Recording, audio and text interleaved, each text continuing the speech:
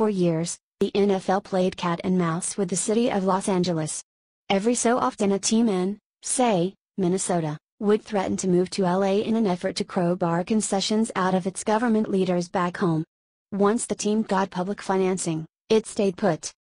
To move the ball, the Sports and Entertainment Group, and Majestic Realty Group, a big real estate developer, promised to build stadiums in Los Angeles County if a team would commit to moving. For years, none did. But the roulette wheel has spun a lot faster this year. In January, the owner of the St. Louis Rams, Stan Kroenke, said he planned to build an 80,000-seat stadium in Inglewood, 10 miles south of downtown Los Angeles. Last week, the Inglewood City Council voted unanimously to give the project the green light.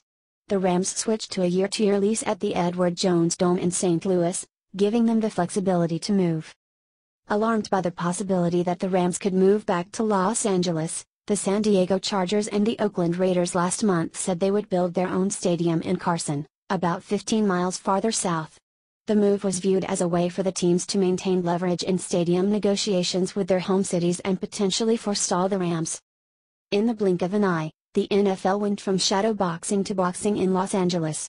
Faced with the possibility of 3 teams rushing to the city at once, the N.F.L. established an owners' committee to oversee the process. But the process appears to be a work in progress. Which secured environmental approvals and sold naming rights for its proposed stadium next to Staples Center in downtown Los Angeles, and which perhaps fears being shut out of the NFL stadium sweepstakes, re-entered the fray. On Pro Football, a regular analytical column looking at the National Football League. The company commissioned a report by Tom Ridge, a former Secretary of the Department of Homeland Security, who outlines several safety and operational risks of locating a stadium in Inglewood just a few miles from the runways at Los Angeles International Airport. In the post-9/11 world, the threat of terrorism is a permanent condition, Ridge wrote. As both a former governor and Secretary of Homeland Security, it is my opinion that the peril of placing a National Football League stadium in the direct flight path of lax, layering risk, outweigh any benefits over the decades-long lifespan of a facility. Ridge urged a public debate on the interconnected security, safety and economic risks well before a shovel touches the ground. Ridge's report, though, neglected to note that other NFL stadiums are near airports, including MetLife Stadium, the home of the Jets and the Giants, which is a few miles from Teterboro Airport and Newark Liberty International Airport. Planes have also banked around Citi Field on their final approach to LaGuardia Airport. Nevertheless, it paid Mark Rosenker, a former chairman of the National Transportation Safety Board, to write another report on the potential of accidental threats from laser pointers, drones, stadium lights and even equipment falling off planes. The blimps and small planes pulling banners around stadiums on game days could also be affected by the wake from wide-body planes heading in and out of the airport, he said.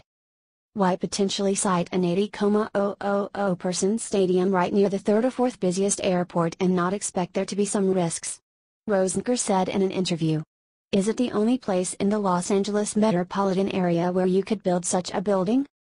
Eric Grubman, who has worked closely on developing the Los Angeles market for the NFL, said that the league had a lot of experience with overflight risk, ingress and egress, and design and construction of stadiums, but that it would most likely rely on outside experts if the project in Inglewood progressed.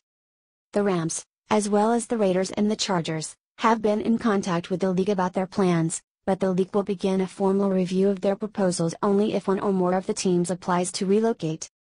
We're spending time on any site which could conceivably host a team, but we spend more time as the probability increases, Grubman said.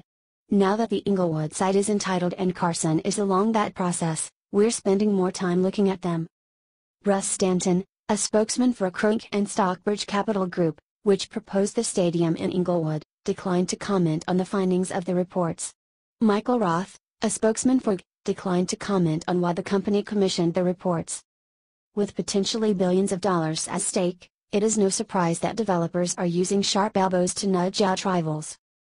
All's fair in love and war, and this is war when you're dealing with a stadium that could cost upwards of $1 billion and generate billions of dollars over many years, said Jordan Kobritz, who teaches sports management at the State University of New York at Cortland. I think they're desperate, and in my view they should be, given what's going on lately.